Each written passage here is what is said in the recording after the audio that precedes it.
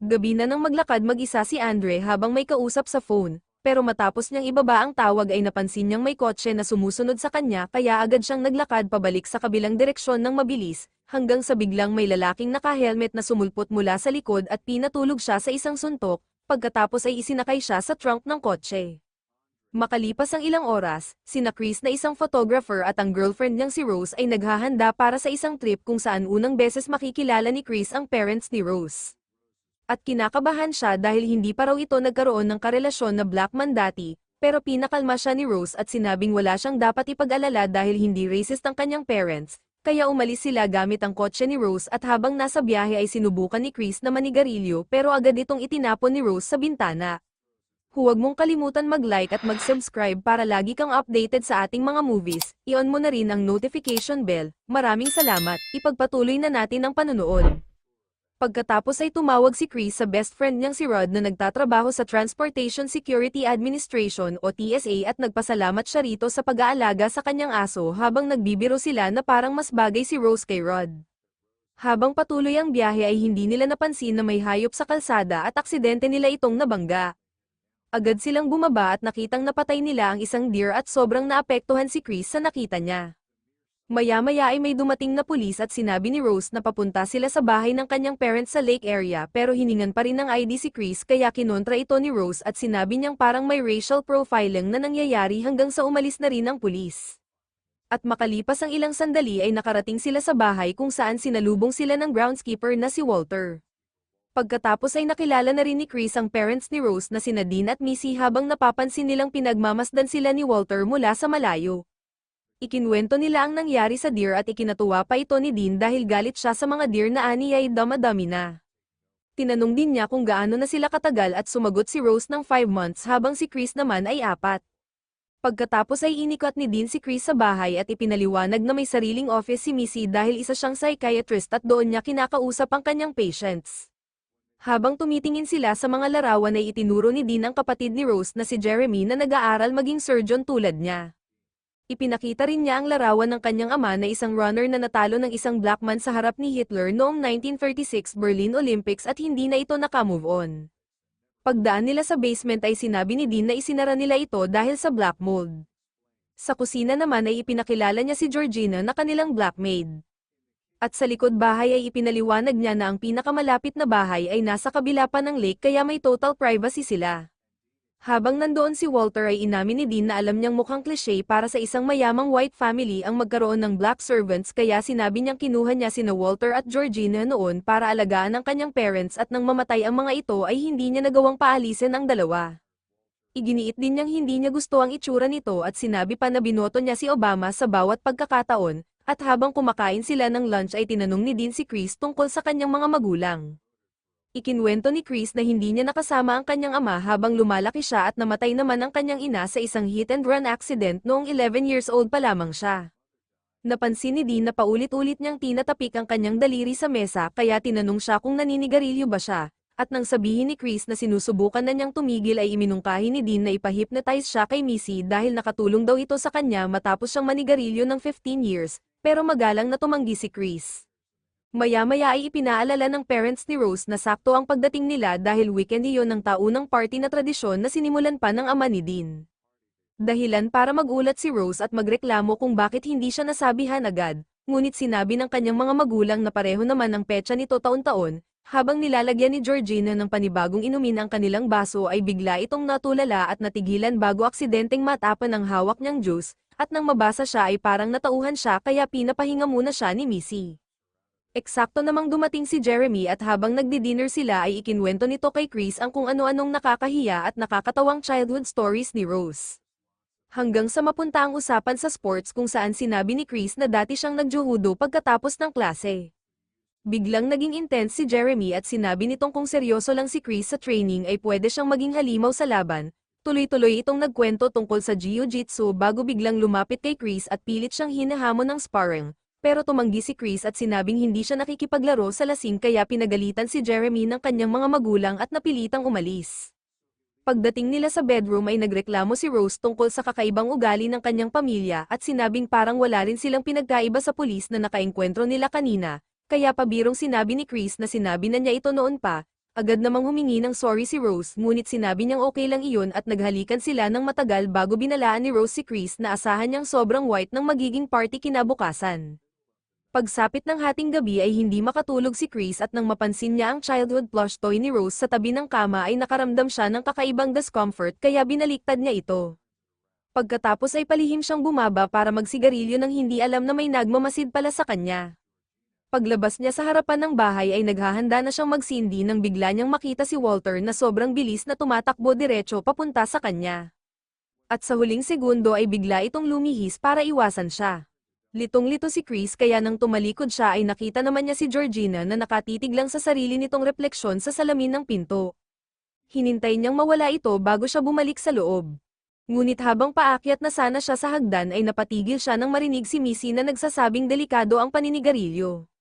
Kalaunan ay napagtanto niyang binibiro lang siya nito kaya naupo siya kasama niya. Saka ipinaliwanag ni Missy ang kanyang hypnosis technique kung saan gumagamit siya ng focal point para dalhin ang isang tao sa mas malalim na state ng suggestibility habang dahan-dahan niyang hinahalo ang tsaa. Pagkatapos ay tinanong niya si Chris kung nasaan siya noong araw na mamatay ang kanyang ina. Noong una ay ayaw niya itong pag-usapan pero habang lalong bumibilis ang paghahalo ni Missy sa tasa ay napilitan siyang aminin na nanunood lang siya ng TV noong araw na iyon. Unti-unti siyang napaiyak at kinakamot ang armrest ng upuan nang mapansing hindi na siya makagalaw. Sinabi ni Missy na dala pa rin niya ang guilt sa pagkamatay ng kanyang ina, at bigla na lamang nitong inutusan si Chris na lumubog pababa sa sahig. Sinubukan ni Chris na labanan ang nangyayari pero unti-unti siyang lumubog sa upuan. At sa isip niya ay parang nangyayari rin ito sa kanyang batang sarili sa alaala. Dahil sa hypnosis ay napunta siya sa isang estado kung saan pakiramdam niya ay lumulutang siya sa kalawakan na tinatawag ni Missy na sunken place. At habang kinakausap siya nito ay pinapikit siya hanggang sa bigla na lang siyang nagising sa kama. Agad niyang chinek ang phone nang may tumawag pero picture lang pala iyon ng kanyang aso na galing kay Rod. Napansin din niyang na-disconnect ang charger noong gabi kaya isinaksak niya ulit. Kinabukasan ay naglakad si Chris sa forest para kumuha ng mga litrato at habang pauwi ay nakita niya si Georgina sa bintana na inaayos ang buhok nito kaya sinubukan niya itong kuhanan ng picture pero bigla itong lumingon kaya nagkunwari si Chris na may iba siyang tinitingnan at nang sumilip ulit siya ay wala na ito. Pagkatapos ay nilapitan niya si Walter na nagpuputol ng kahoy at sinabi nitong iyon ang gusto niyang gawin sa buhay habang kakaiba ang tawa nito at sinabing maswerte si Chris kay Rose. Humingi rin ito ng paumanhin sa pananakot nito kagabi at inamin na nakita siya kasama si Missy kaya tinanong kung nag-work ba ang hypnosis. Medyo kinilabutan si Chris kaya sinabi niyang wala siyang maalala dahil nakainom siya. Pagkatapos ay hinanap niya si Rose at sinabi niyang pakiramdam niya ay na-hypnotize siya ni Missy kahit wala siyang malinaw na memory pero napansin niyang bigla na lang siyang nandidiri sa paninigarilyo. Dumating na rin ang oras ng party at ipinakilala siya ni Rose sa mga bisita pero halos lahat ay may mga bastos at awkward na komento tungkol sa kanyang pagiging black tulad ng isang matandang couple na nagsabing fan sila ni Tiger Woods. Isang babae na hinawakan ang muscles niya habang nagtatanong tungkol sa katawan ng mga black men. At isang lalaki na nagsabing uso na ngayon ang pagiging black kaysa sa maputing balat. Dahil sa sobrang discomfort ay naghanap si Chris ng paraan para umiwas kaya nag-focus na lang siya sa pagkuha ng pictures. Sa may mesa ay nagulat siya nang makakita ng isa pang black man kaya nilapitan niya ito at nagpakilala. Si Logan ay tila walang emosyon at simple lang sumagot hanggang sa dumating ang asawa nito at sinabing kailangan na nilang makihalubilo sa iba. Nagpaalam si Chris sa pamamagitan ng fist bump pero awkward na kinamayan lang siya ni Logan bago ito umalis at kinausap ng ibang bisita na tila pinagmamasdan siya na parang ipinapakita. Pagkatapos ay napatingin si Chris sa gazebo at nakilala ang isang blind na lalaki na si Jim na nagsabing wala raw ideya ang mga taong naroon sa tunay na pinagdadaanan ng iba. Sinabi rin niyang gusto niya ang mga gawa ni Chris kaya nalaman nitong isa pala siyang gallery owner at may assistant lang na naglalarawan ng mga litrato para sa kanya. Inilarawan niya ang mga larawan ni Chris bilang brutal at melancholic at ikinwento ring dati siyang photographer na nakapag-submit pa ng gawa sa National Geographic pero nawala ang kanyang paningin kalaunan. Nang bumalik si Chris sa loob ng bahay ay biglang tumahimik ang lahat habang umaakyat siya sa hagdan at pinakikinggan ang bawat hakbang niya. Pagdating sa kwarto ay napansin niyang muli na namang na-disconnect ang charger at tuluyan ng patay ang kanyang phone. Pagkatapos niyang isaksak ulit ang charger ay sinabi ni Chris kay Rose na pakiramdam niya si Georgina ang nagtanggal nito dahil hindi nito gusto ang relasyon nila. Pero sinabi ni Rose na ang weird ng iniisip niya at bumalik lang sa party. Kaya tumawag si Chris kay Rod at ikinwento ang tungkol sa hypnosis at sa kakaibang ugali ng mga tao roon. Sinasabi niyang parang hindi pa nakakita ang mga ito ng black person na hindi nila servant at tila kakaiba rin ang kilos ng ibang black people sa lugar. Nag-alala si Rod at sinabi niyang baka ginagamit ng pamilya ang hypnosis para gawing parang alipin si Chris pero tinawanan lang niya ito. Matapos ang tawag ay nagulat siya nang biglang sumulpot si Georgina sa pintuan at humingi ito ng paumanhin sa paghawak sa kanyang gamit at sinabing naglilinis lang siya. Sinabi ni Chris na hindi niya intensyon na magsumbong at ipinaliwanag na kinakabahan lang siya kapag napapalibutan ng maraming white people. Naging uncomfortable si Georgina sa narinig pero agad niya itong tinakpan sa pamamagitan ng pagluha at awkward na pagtawa habang sinasabing tinatrato sila ng amo nila na parang pamilya. Pagbalik ni Chris sa party ay ipinakilala siya ni Dean sa mas marami pang sosyal na bisita at may isang Japanese man na nagtanong kung mas may advantage o disadvantage ba ang African Americans sa modern world kaya napatawa na lang si Chris at sinabing hindi niya alam. Ipinasa niya ang tanong kay Logan na sumagot ng sobrang awkward at sinabing maganda naman ang experience niya bilang black kahit aminado siyang bihira siyang lumabas ng bahay. Habang nagsasalita si Logan ay kinuhanan siya ni Chris ng picture pero nakalimutan niyang patayin ang flash kaya napatigil si Logan at nagdugo ang ilong nito. Bigla nitong hinablat si Chris sa damit at paulit-ulit na sinasabing umalis siya habang nag-iiba ang tono ng pananalita nito. Agad namang hinayla ni Jeremy si Logan habang sumisigaw ito na tila nasasaktan. Ilang minuto ang lumipas ay sinabi ni Dean sa mga bisita na nagkaroon lang ng seizure si Logan na maaaring magdulot ng anxiety at aggression at ang camera flash daw ang nag-trigger nito. Maya-maya ay bumalik si Logan at humingi ng paumanhin sa lahat na parang walang nangyari at sinabi niyang pagod lang siya kaya umalis na sila ng kanyang asawa. Pagkatapos ay naglakad sina Chris at Rose sa labas at sinabi ni Chris na hindi seizure ang nangyari dahil may pinsan siyang may epilepsy kaya alam niya ang itsura nito. Pero mas pinaniwalaan pa rin ni Rose ang kanyang ama dahil isa itong neurosurgeon. Inamin din ni Chris na pakiramdam niya ay kilala niya si Logan noong nagwawala ito at iniisip niyang may nilagay si Missy na kung anong kakaibang ideya sa kanyang utak kaya gusto na niyang umalis na ikinainis ni Rose. Samantala sa gazebo ay tila tahimik na naglalaro ng bingo sina Dean at ang mga bisita pero ang totoo ay ina-auction pala nila si Chris at si Jim ang nanalo.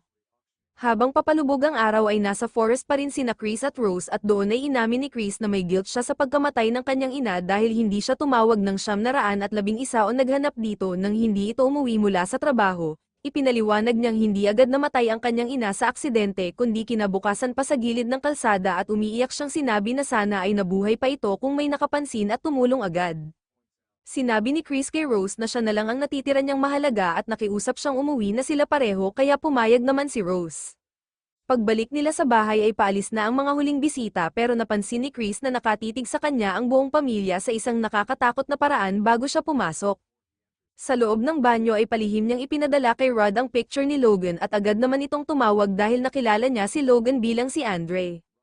Ang ex-boyfriend ng kakilala nila. Doon naalala rin ni Chris kung sino ito at nagtaka kung bakit sobrang nagbago kaya inulit ni Rod ang hinala niyang ginagamit ng pamilya ang hypnosis para gawing alipin ang mga tao.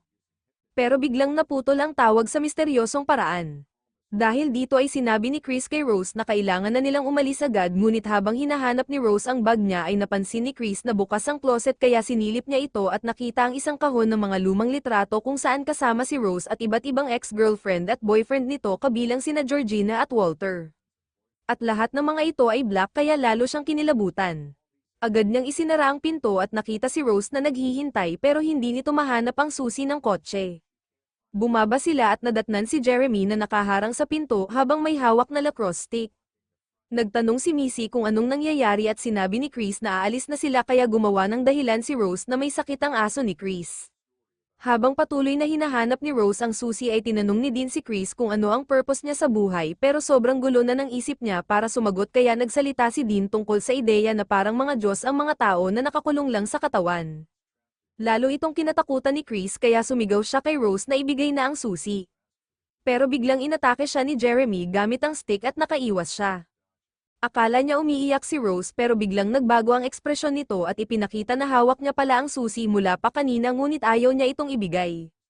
Sinubukan ni Chris na tumakbo palabas pero hinarang siya ni Jeremy habang tinapak naman ni Missy ang tasa ng tsaa na agad nagdulot para mawalan siya ng malay. Napunta muli ang isip ni Chris sa sunken place pero nakikita pa rin niya habang binubuhat siya ni na Jeremy at Dean at sinasabihan siya ni Rose na isa siya sa mga paborito nito. Kinabukasan ay nagising si Chris na nakatali sa isang upuan sa basement na hindi naman pala sira kundi parang game room. Sinubukan niyang makawala pero hindi niya matanggal ang pagkakatali. Biglang bumukas ang TV at lumabas ang video ng lolo ni Rose na nagsasabing napili si Chris dahil sa physical advantages na meron siya. Doon ibinunyag na may proseso ang pamilya na tinatawag na coagula kung saan inililipat nila ang utak ng isang white person papunta sa katawan ng isang black person para pagsamahin ang white intellect at black strength. At lumabas na kaya pala nakikipagrelasyon si Rose sa mga black ay para maghanap ng mga bagong biktima. Matapos ipakita ang video ay makikita si Missy na hinahalo ang tsaa at muling nawalan ng malay si Chris, samantala ay paulit-ulit na sinusubukang tawagan ni Rod si Chris pero hindi siya makontak kaya matapos niyang pakainin ang aso nito ay hinanap niya sa internet si Andre at nalaman niyang 6 na buwan na pala itong nawawala, kaya nagdesisyon siyang pumunta sa pulis at ipakita ang picture ni Andre habang ipinapaliwanag ang teorya niya tungkol sa hypnosis at paggawa ng mga alipin. Pero hindi siya pinaniwalaan ng mga detective at tinawanan lang si Rod. Pagkatapos ay tinawagan niya si Rose na nagsabing umalis na raw si Chris 2 days ago at nang sabihin ni Rod na wala siyang balita rito ay nagkunwari si Rose na sobrang nag-aalala, pero naghinala si Rod kaya palihim niya itong ni-record habang tinatanong tungkol sa hypnotism, ngunit inakusahan siya ni Rose na tumatawag lang dahil may gusto siya rito kaya nataranta si Rod at agad na ibinaba ang tawag. Samantala sa basement ay nagising si Chris at muling may video sa TV kung saan si Jim naman ang nagpapaliwanag ng proseso. Sinabi nitong ang unang step ay hypnotism at ang pangalawa ay mental preparation at kapag nailipat na ang utak niya sa katawan ni Chris ay mananatili si Chris sa sunken place habang nakakakita at nakakarinig pa rin. Nang tanungin ni Chris kung bakit black people ang pinipili ay sinabi ni Jim na gusto lang ng iba na maging mas mabilis at mas malakas at hindi niya iniintindi ang lahi kundi gusto lang niya ng bagong mata. Matapos ang video ay napansin ni Chris na halos mapunit na niya ang upuan sa kakakamot at nakuha niya ang cotton sa loob nito. At nang ipakita muli ang teacup sa TV ay nagkunwari siyang nawalan ng malay. Makalipas ang ilang minuto ay nakahiga na si Jim sa surgical table habang sinisimulan ni Dean ang operasyon. Inalis naman ni Jeremy ang pagkakatali kay Chris para ihanda ang wheelchair pero bigla siyang hinampes ni Chris gamit ang bola sa pool table hanggang mawalan ito ng malay. Doon nalaman na ginamit ni Chris ang cotton para takpan ang tenga niya kaya hindi siya naapektuhan ng tunog ng tasa at nagkunwari lang siyang tulog. Nang makarinig si Dean ng ingay ay lumabas ito ngunit agad siyang sinaksak ni Chris gamit ang ulo ng stuffed deer mula sa pader at habang bumabagsak si Dean ay natamban nito ang kandila na naging sanhi ng pagkalat ng apoy. Pagkatapos ay pumunta si Chris sa kusina para kunin ang phone niya ngunit tumakbo si Georgina nang makita siyang duguan at si Missy naman ay nagmadaling kunin ang tasa pero naunahan siya ni Chris at binasag ito. Sinubukan siyang saksakin ni Missy pero napigilan niya ito gamit ang kamay at kahit bumaon ng kutsilyo sa kanyang palad ay binaliktad niya ito at matapos ang ilang sandali ay napatay rin niya si Missy. Handa na sanang umalis si Chris pero pagdating niya sa pinto ay biglang tumalon si Jeremy at sinipa ito para magsara. Nagkaroon sila ng matinding laban at sinakal ni Jeremy si Chris pero nakuha nitong abutin ng pinto at nang sip-in ulit ito ni Jeremy ay sinaksak niya ang binti nito kaya bumagsak ito. Pagkatapos ay paulit-ulit niyang tinapakan ang ulo ni Jeremy hanggang sa mamatay at kinuha ang susi nito. Samantala si Rose ay nasa taas lang na nakikinig ng music gamit ang headphones habang naghahanap ng susunod na biktima sa internet at nakasabit sa likod niya ang mga larawan ng kanyang mga naging ex. Nang makapasok si Chris sa kotse ni Jeremy ay nakita niya ang helmet sa passenger seat na nagpapatunay na si Jeremy ang dumukot kay Andre. Habang nagmamaneho siya ay tumawag siya sa 911 pero dahil sa pagka-distract ay nabangga niya si Georgina at ang sigaw nito ang nag-alerto kay Rose sa nangyayaring kaguluhan. Nang makita ni Chris ang katawan sa kalsada ay naalala niya ang nangyari sa kanyang ina kaya kinuha niya ang walang malay na si Georgina at isinakay ito sa kotse. Habang sa likod ay lumabas si Rose mula sa nasusunog na bahay at sinubukan silang barilin pero nakaalis na si Chris. Sa kanya binulong ang salitang, Grandma, na nagbunyag na sina Georgina at Walter pala ay ang kanyang mga lolo't lola na may bagong katawan. Nang magising si Georgina ay sinisin niya si Chris sa pagkasira ng bahay at inatake ito dahilan para mawalan sila ng kontrol at mabangga ang kotse sa puno at pareho silang mawalan ng malay. Agad nagising si Chris at natuklasang patay na si Georgina ngunit biglang may pumutok at nabasag ang rearview mirror kaya bumaba siya at pilit na tumakas kahit pilay habang patuloy siyang binabaril ni Rose. Dumating din si Walter at sa bilis nito ay naibaba si Chris sa lupa at sinubukang patayin. Pero naisip ni Chris na kunan ito ng picture gamit ang phone kaya nang mag-flash ay bumalik ang totoong Walter. Lumapit si Rose na akala ay panalo na sila ngunit nagkunwari si Walter na kontrolado pa rin siya bago kinuha ang baril at binaril si Rose sa tiyan. Dahil ayaw na niyang mabuhay sa ganoong kalagayan ay ginamit ni Walter ang baril para wakasan ang sarili niyang buhay. Buhay pa si Rose at sinubukang abutin ng baril pero naunahan siya ni Chris. Humingi ito ng tawad at sinabing mahal siya ngunit hindi naniwala si Chris at sinakal siya, at nang mapansin niyang nakangiti pa rin ito ay binitawan niya at hinayaang mamatay ito mag-isa sa kalsada tulad ng nangyari sa kanyang ina. Sa wakas ay dumating si Rod sakay ng kanyang TSA car at kahit humihingi ng tulong si Rose ay hindi ito pinansin, sumakay si Chris at umalis sila habang sinabi ni Rod na tama siya sa hinala niya. At dito nagtatapos ang movie natin, mag-subscribe ka na, salamat.